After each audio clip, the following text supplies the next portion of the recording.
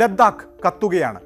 സംസ്ഥാന പദവിയും സ്വയംഭരണവും ആവശ്യപ്പെട്ടുള്ള നിരാഹാര സമരമാണ് പ്രതിഷേധത്തിനും തീവെപ്പിനും പോലീസ് വെടിവെപ്പിലും കലാശിച്ചത്. 4 പേർ കൊല്ലപ്പെട്ടു, 70-ലധികം പേർക്ക് പരിക്കേറ്റു. അക്രമത്തിന് വഴിവെച്ചത് നിരാഹാര സമരത്തിന് നേതൃത്വം നൽകിയ പരിസ്ഥിതി പ്രവർത്തകൻ സോനം വാങ്ചുക്കിന്റെ പ്രകോപനപരമായ പ്രസ്താവനകളെന്ന് പഴിച്ച് കേന്ദ്ര സർക്കാർ രംഗത്തെത്തിക്കഴിഞ്ഞു. എന്താണ് ലഡാക്കിൽ സംഭവിക്കുന്നത്?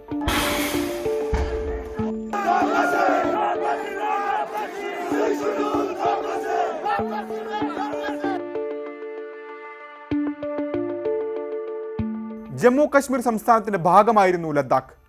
2019-ൽ ജമ്മു കശ്മീരിനെ 2ആയി വിഭജിച്ചു. 2 കേന്ദ്രഭരണ പ്രദേശങ്ങൾ അങ്ങനെ നിലവിൽ വന്നു, ജമ്മു കശ്മീരും ലഡാക്കും.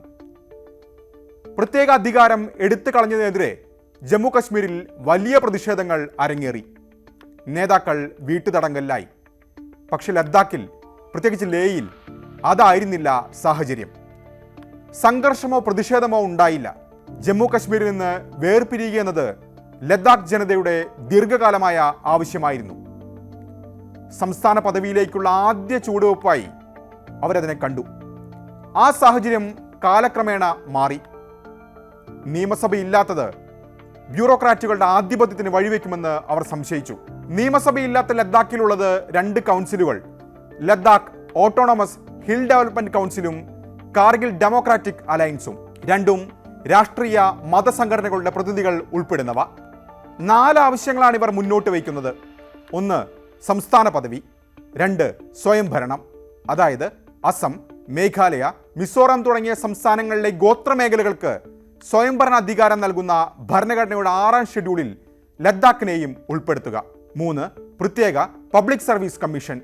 4 പ്രാതിനിധ്യം വർദ്ധിപ്പിക്കാൻ ലോക്സഭാ മണ്ഡലങ്ങളുടെ എണ്ണം 1ൽ നിന്ന് 2ആയി വർദ്ധിപ്പിക്കുക.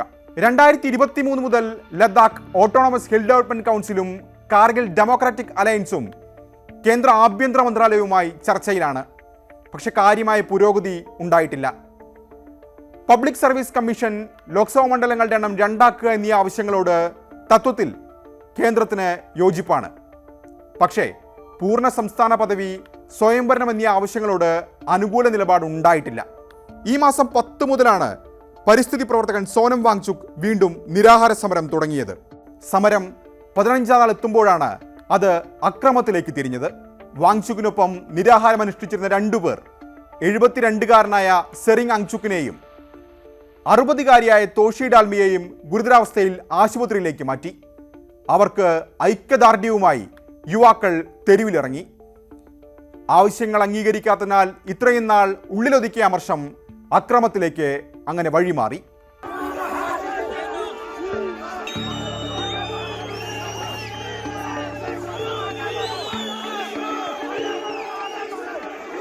അക്രമത്തിന് പിന്നാലെ വിവാദവും കൊഴുക്കുകയാണ്. പ്രകോപനപരമായ പ്രസ്താവനകൾ നടത്തി വാങ്ചുക്കാണ് ജനങ്ങളെ തെറ്റിദ്ധരിപ്പിച്ചെന്ന വിമർശനമാണ് കേന്ദ്ര സർക്കാർ ഉന്നയിക്കുന്നത്. വാങ്ചുക്കിന് പിന്നിൽ കോൺഗ്രസ് ഉണ്ടെന്ന് BJPയും ആരോപിച്ചതോടെ അതിന് രാഷ്ട്രീയ നിറവും കൈവന്നു കഴിഞ്ഞു.